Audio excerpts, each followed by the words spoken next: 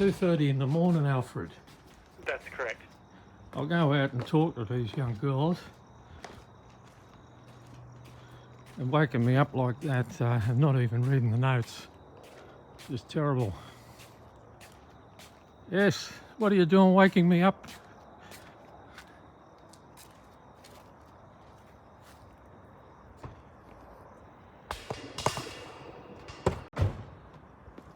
Evening, sir. You got the police here now. Anyway, see, that's what I mean. It's just harassment. It's just stressing me. Stress is very bad for cancer.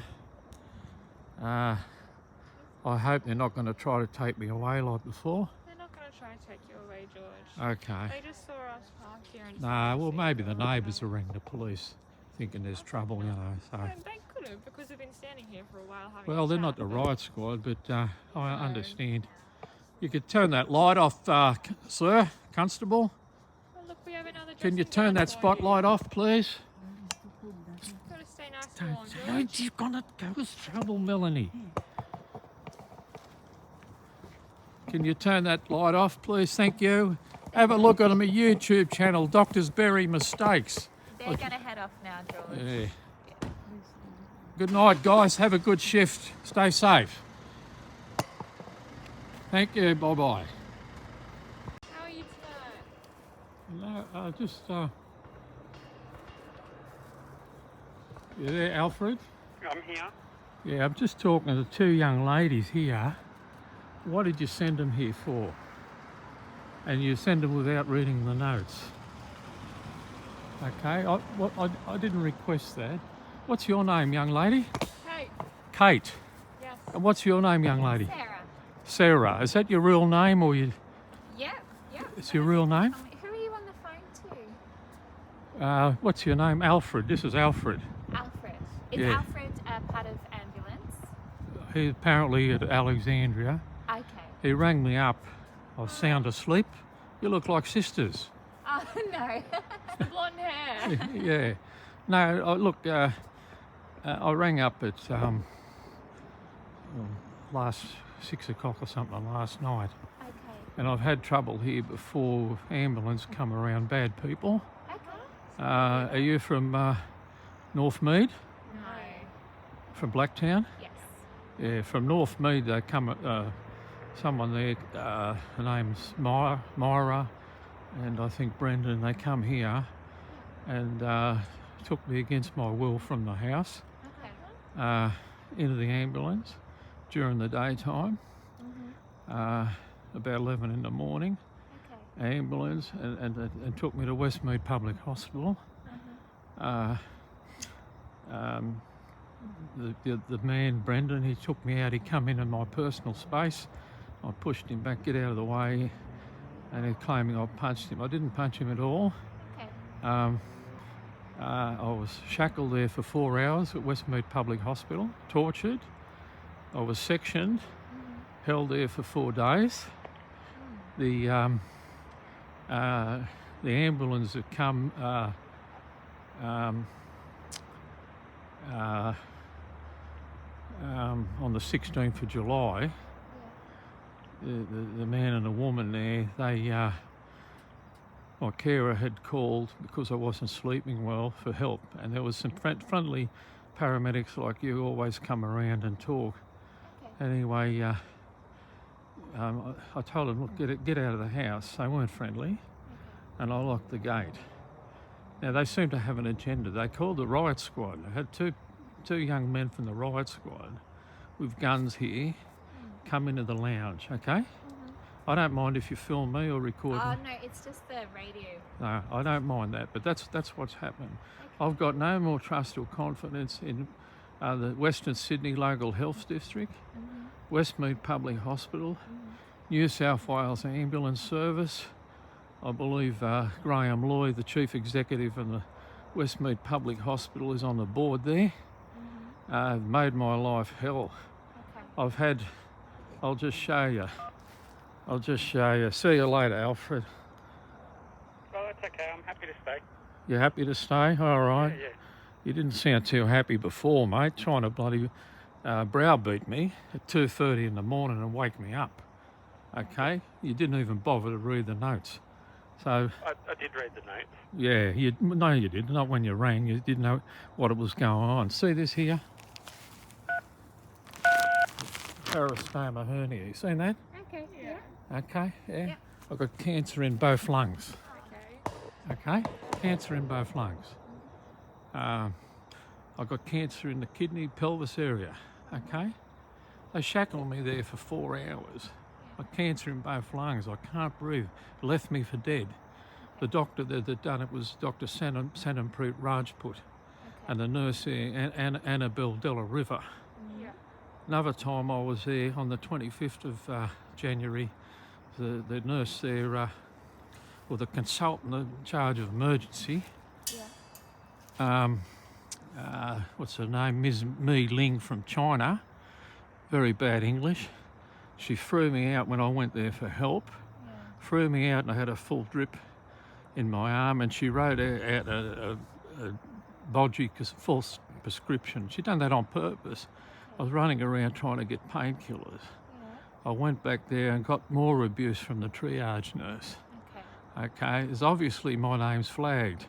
Before that, I think it was the 5th of January, Dr. Kelvin Lowe. I went there because I was had a blockage in the bowel and I was vomiting a bit. Anyway, I went there. They kept me overnight and dehydrated me there. Yeah. You know, they put the cannula in when we got there. Yeah. 12 hours later, still no drip on there. This is all at Westmead. At Westmead Public Hospital, I've complained to the New South Wales Health Minister, Bradley Hazzard, and to Gladys, ex-Premier Gladys Berejiklian, the corrupt ex-Premier. I've complained to her replacement, Dominic Perrottet. I've sent letters to them. They ignore it. Okay. And look, you know, you seem like a couple of nice young ladies, but don't become like the rest of some of the people come here. Before this happened, before Myra came, there were young guys come here from Northmead, and they were fantastic. Oh, good. They were really good. That's why my carer, whose English is a second language, and she can't really talk. She can't really speak, you know, she's the second language, and she's struggling now. She's worried sick about me Of course. and the treatment I've got, and she's witnessed it all. Yeah. And when this Myra came, it was about 2 weeks before the 16th of July. She had a nice young lady with her. Her name was Jessica.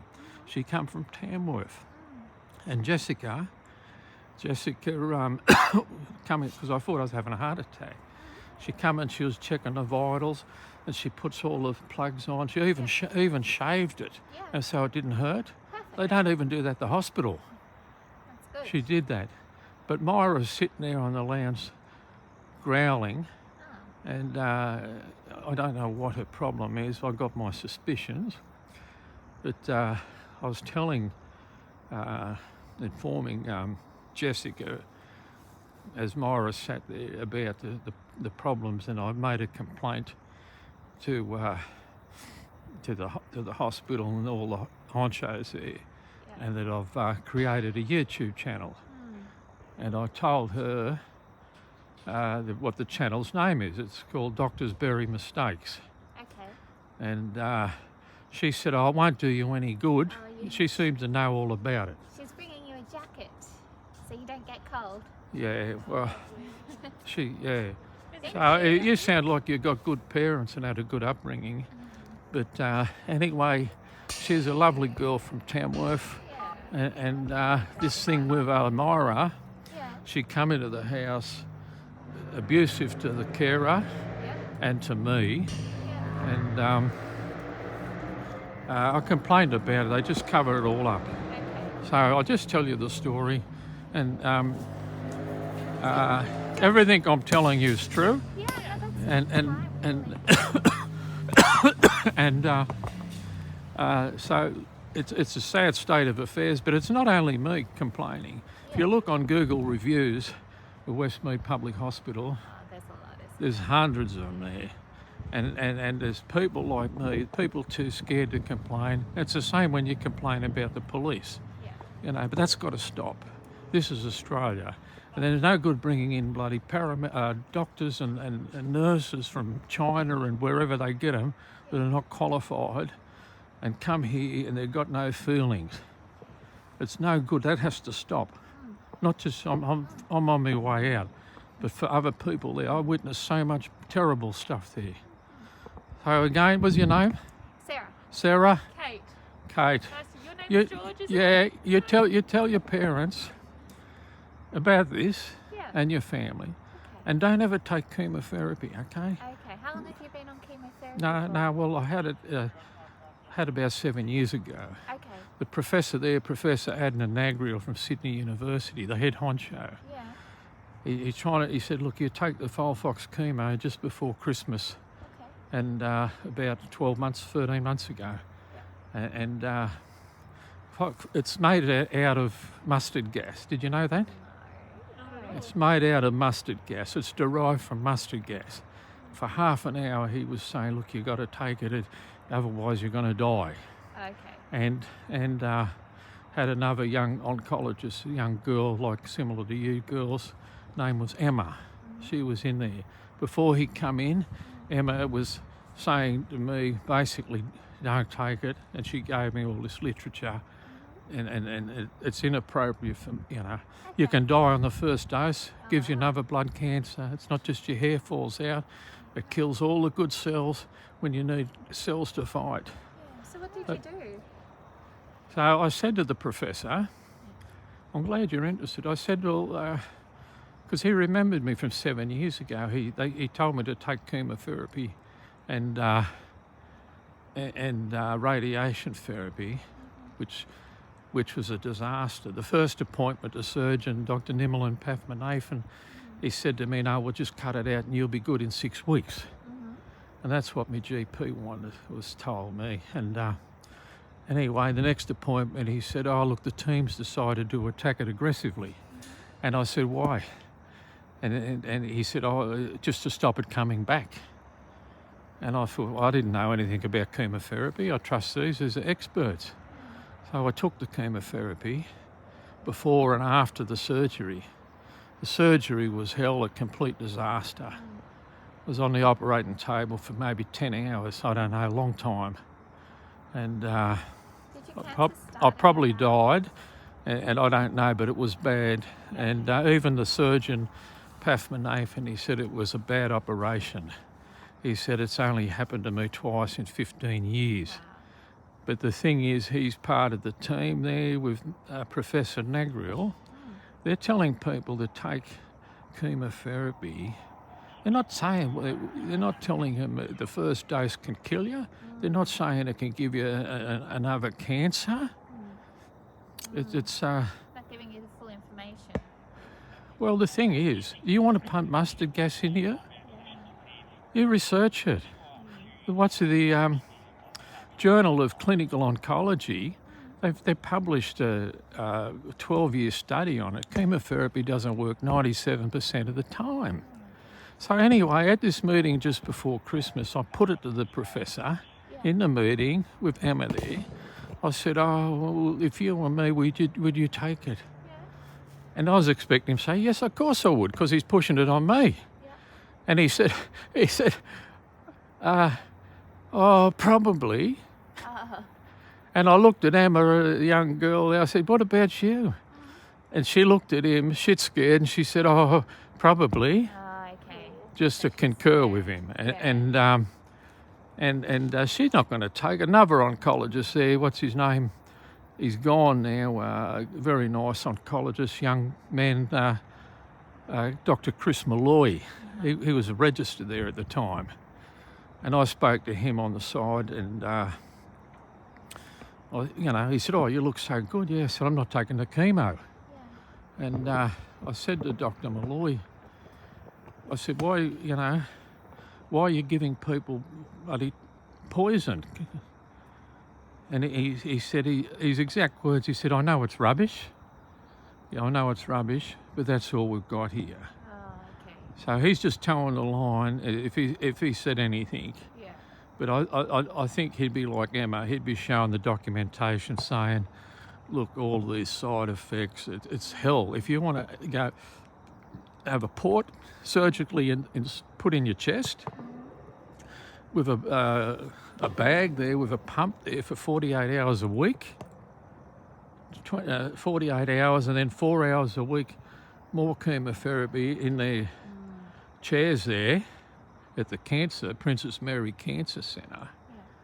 Yeah. And he told me that Nagriel, the professor, said, oh, and he's teaching the young people at the university. He said to me, he said to me, oh, it's not going to cure you, but it'll give you a bit extra life. Okay. Eight or so many months, I forget now, life. And I've exceeded that by not doing that. Yeah. I've been having intravenous high-dose vitamin C once a week, 30 grams. It's helped.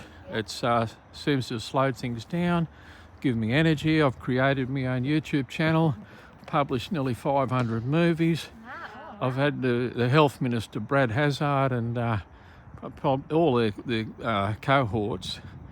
They've blocked quite a few movies there and they're claiming it's defamation. Okay.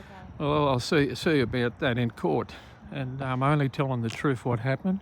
George, do you have your vitamin C injections? Do they get done through your local doctor, or do you do them? No, I got a specialist nurse comes here. Oh, okay. So she does it. And it's fantastic. Fantastic. You know, what happens with the vitamin C, sorbic acid, when it reaches your blood, and it has a chemical change. That's my understanding. And that changes into hydrogen peroxide. And apparently...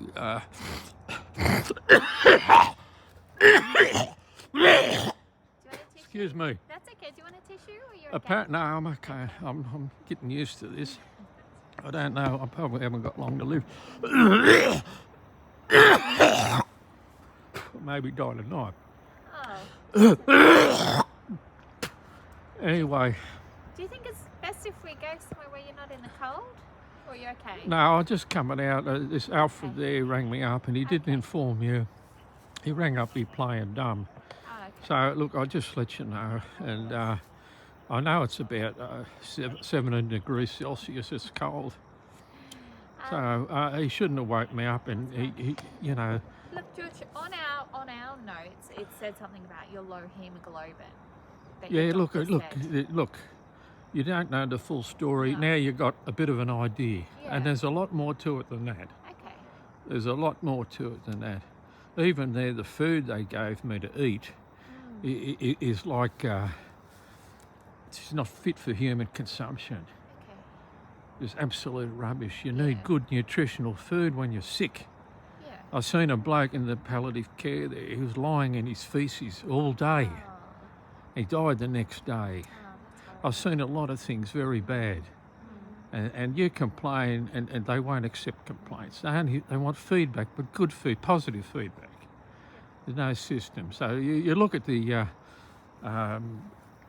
Google reviews on Westmead Hospital, Blacktown Hospital, it's all rubbish. North Shore Public Hospital, where Berejiklian and Hazard and all the bootlickers, noses up in the air, you know, it's like a 5-star hotel. You know, what they've got here, Sydney University trainee doctors and nurses in emergency should have the best doctors there, but they've got just trainees, just practicing guinea pig on patients' body.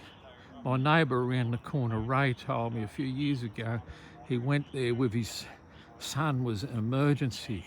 Yeah. The ambulance come to the house and said, oh, you've got to take him to hospital.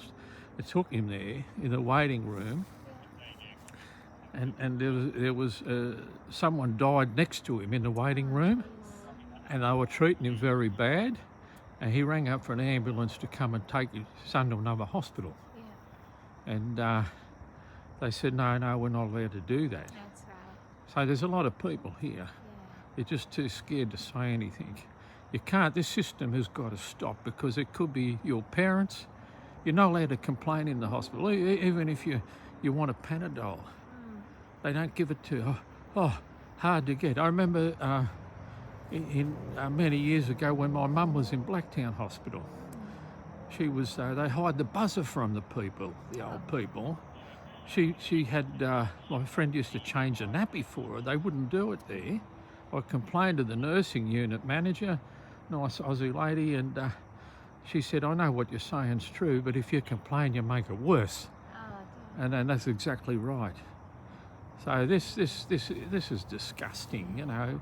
If people, if they don't want to do this job for the right reasons, get out. And the ones that have been treating me belong in jail. Brad Hazard, all of those people, they're criminals, bloody criminals. And it's not just me; they're doing it all the time and cover up, on cover up. So anyway, I'll wrap this movie up, and.